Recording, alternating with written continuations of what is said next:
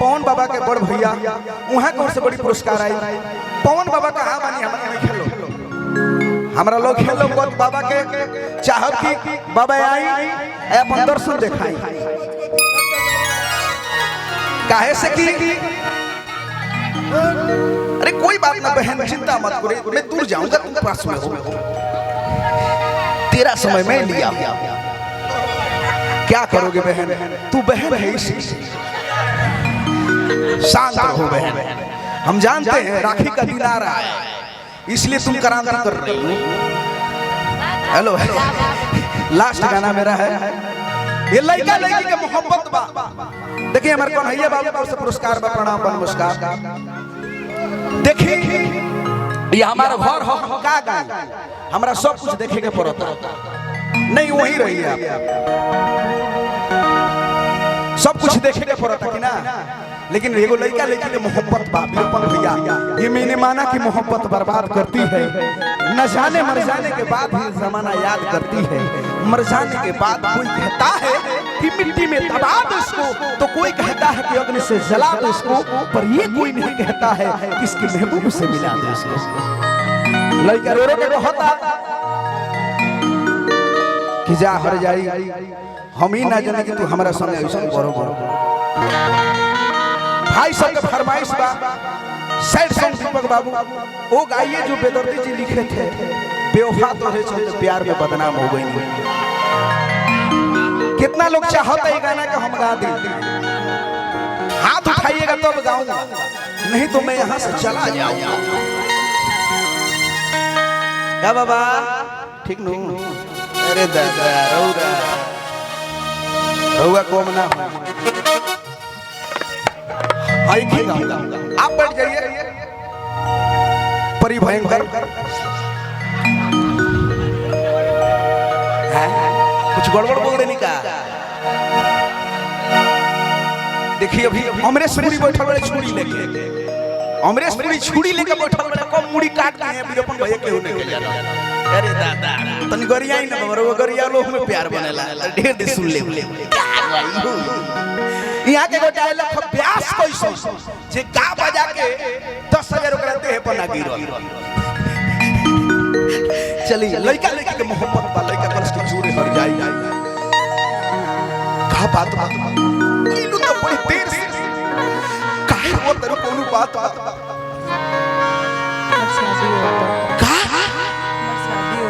शादी होता हमार बर्बाद शादी नहीं करे जो तोरा खातिर डुमर सन में का ना कोई तोरा के भूजा खियोई नी लंगलती पैसा बताओ हम ही देनी तोरा नाम है ते धोखा दे के हम जाते लइका रो बहुत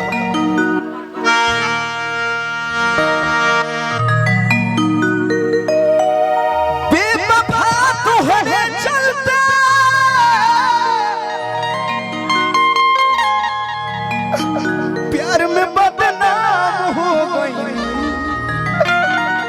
कि हो प्यार में बदनाम हो गई झूठों के वादा कोई झूठों के क्रिया खैलू है बाबा ए बाबा दे दी बड़ी महंगा मिलता। देखिए किसी को गम में कोई रम पीता है कोई ज्यादा पीता है लेकिन दिलदार कम पीता है लेकिन पीता सब है। ये प्रेम नहीं तो और क्या है। मनु बाबा के वो डायलॉग मनु बाबा के डायलॉग है जितना हुआ का दिया ही नहीं प्रेम नहीं तो और क्या है। लड़का रोने को उसके चाह जाए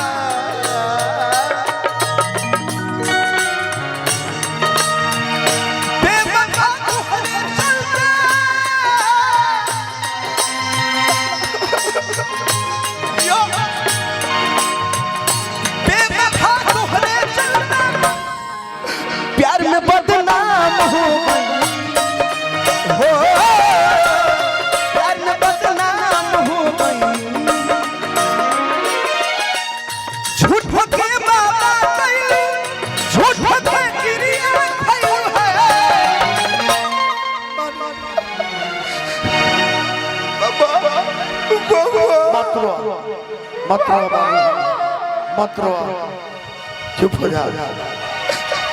झूठ के वादा कैलू, झूठ के क्रिया खैलू है।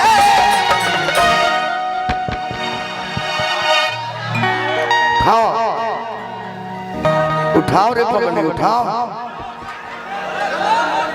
उठाओ ना तो मर जाएगा। उठाओ।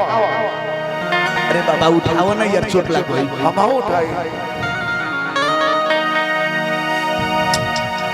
कैसे बाप बाड़ो बेटा गिरो तू दांत यार थोड़ा बताओ। जा जा कि झूठ के वादा कैलू, झूठ के क्रिया खैलू है।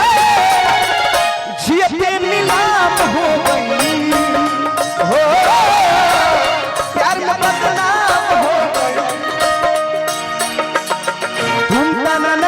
तुम तनना दी दी तनना।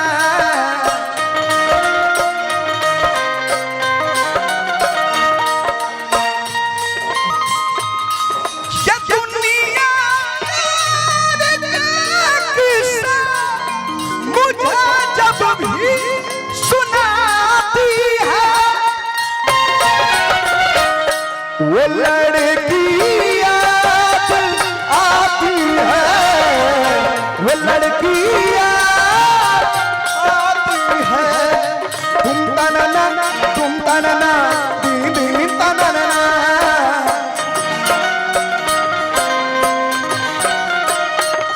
ये दुनिया किस्सा मुझे जब भी सुनाती है।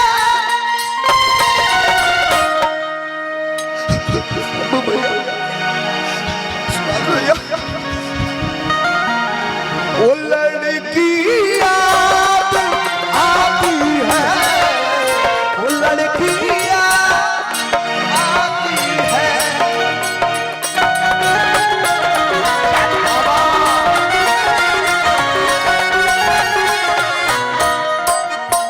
तू हमरा के भूला जा, एगो निशानी के तोरे हम तोहरा के याद रखले बानी, एगो कहानी के तोरे। जा बेवफा तोहके का बुझाई कि हम तू दीवाना हई कि तोहर आंसू पी गई पानी के तरह। ये पवन बाबा दर्द थे तू दर्द दे के चले क्यों मुझे, दर्द थे तू दर्द दे के चले क्यों मुझे। लिखा था पीने को तू पीर मैंने, तेरा रहना गलत होता होल खाता, इसमें क्या पी मैंने। हाँ हमरो विधाता तू को दिल बनई दे।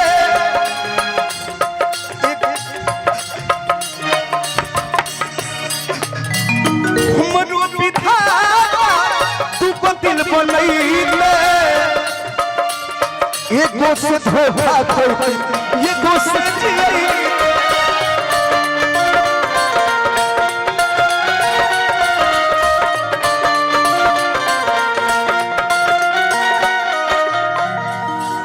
शंभू बाबा कुछ कही ना।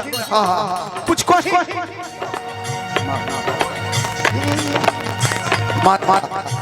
हमरो विधाता तू को दिल बनई दे। एगो से धोखा खोई, एगो से जियई।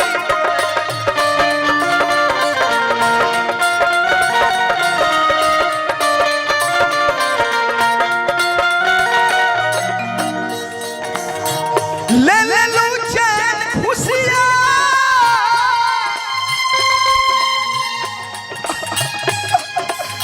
ले ले लो चैन खुशियाँ।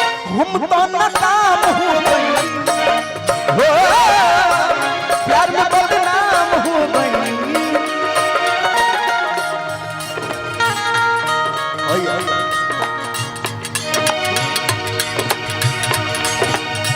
हम तुम्हें इतना प्यार करेंगे, हम तुम्हें इतना प्यार करेंगे, लोग हमें याद करें, लोग हमें याद कर हम तुम्हें इतना प्यार करेंगे, हम तुम्हें इतना प्यार करेंगे, लोग हमें याद करें, लोग हमें याद करें।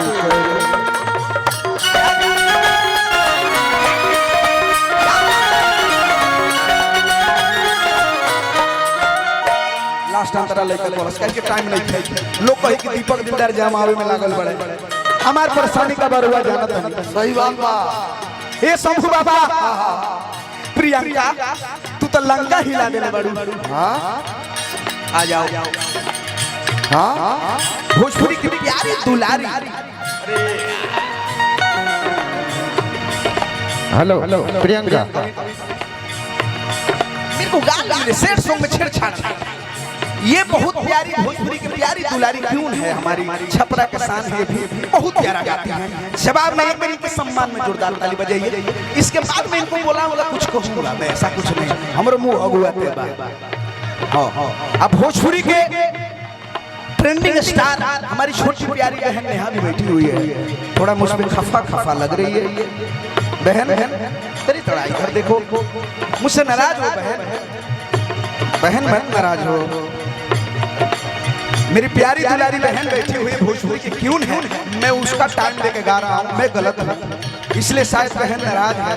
अरे पगली मेरा घर का प्रोग्राम है, मैं भी घर का हूँ, मैं नहीं गाता चला जाता, लेकिन क्या करूँ, हमारे भीष्म पितामह भोजपुरी के बैठे हुए हैं, विकास भैया वीरप्पन बैठे हुए हैं, हमारे बड़े भैया खेसारी लाल जी का धरती है। इस धरती का कर्जदार मैं भी हूँ, इस धरती के कर्जदार मैं भी हूँ, क्योंकि यहीं पे मैंने घुसाया है, पलाया है और बढ़ा है। मेरी माँ खिलाती थी रोटियां, आजकल पूछती भी नहीं है, कोई बात नहीं। समय गूंगा नहीं मौन होता है, समय गूंगा नहीं मौन होता है, जाने मन ये तो वक्त बताएगा किसका कौन होता है। ये कृष्णा में दर्दी रहे कसूर हो, हमारा के छोड़ी चली गई दूर हो।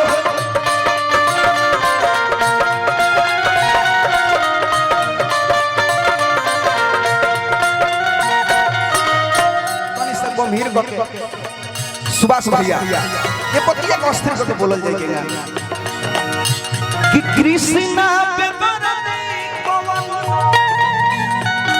रहे कसूर हो, हमरा के छोड़ी काहे चली गई दूर हो। कौन बाबा रहे कसूर हो, हमरा के छोड़ी काहे चली गई दूर हो।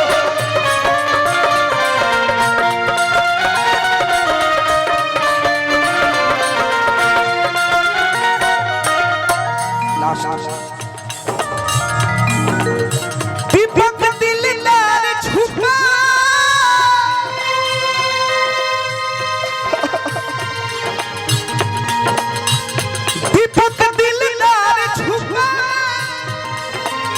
फिर भी सरेआम हो गई, प्यार में बदनाम हो गई। लास्ट में कहे को कि पगली देह बोल जाई रे, कौन बाबा के रचना है कि पगली देह बोल जाई रे। सुन रोवल बोल कर कहे से रोवाला से ना किस्मत बदल जाई।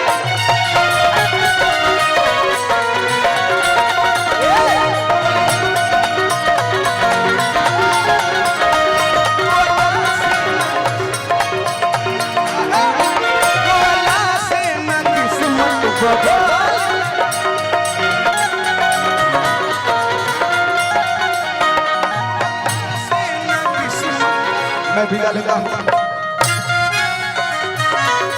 जा जा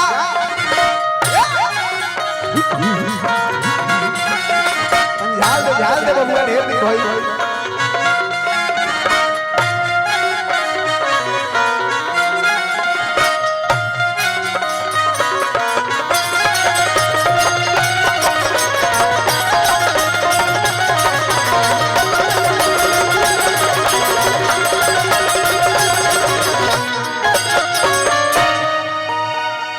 अच्छा लगा जोरदार।